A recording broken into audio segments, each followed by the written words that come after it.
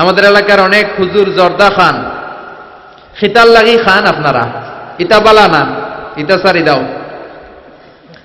জর্দা খাওয়া কি জায়েজ? আপনার মতামত কি? ডক্টর জাকির নায়েকের লেকচার শুনেছিলাম জর্দা তামাক খাওয়া যাবে না। আপনার মতামত জানতে চাই। জি, ডক্টর জাকির নায়েক ঠিকই বলেছেন, জর্দা তামাক খাওয়া যাবে না।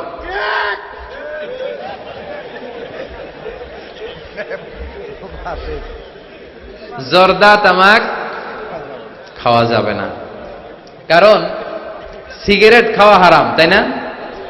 যদিও অনেকে হারাম বলতে চায় না, মাকরুহে তাহরিমি বলে। মাকরুহে তাহরিমি বললে তো একই কথা, করিবুন ইলাল হারাম, হারামের কাছাকাছি।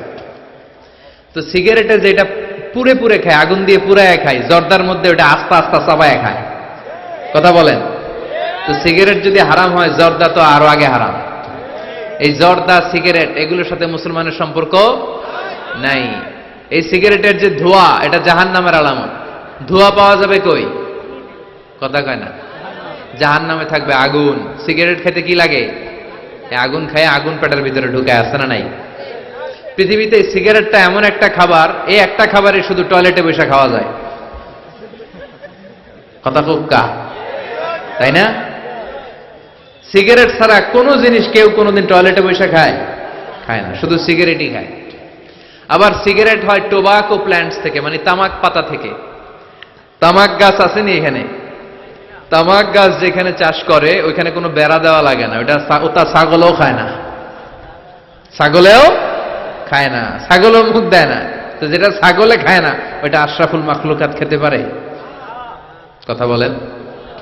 আচ্ছা, পৃথিবীর এইটাই একমাত্র পণ্য যে পণ্যের গায়ে এই পণ্যের বদনাম আর দুর্নাম লেখা থাকে।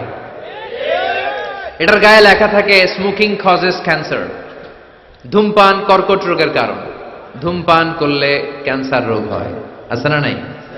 আচ্ছা, কোন চকলেটের গায়ে যদি লেখা থাকে এই চকলেট খাওয়া মাত্রই ডায়রিয়া হয়, খাইবেন? কমু তোরটা তুই খা, তোর ডায়রিয়া হোক।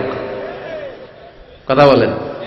কেউ খাবো না, কারণ এইটার বদনাম লেখা এটার গায়ে, খামু কেন?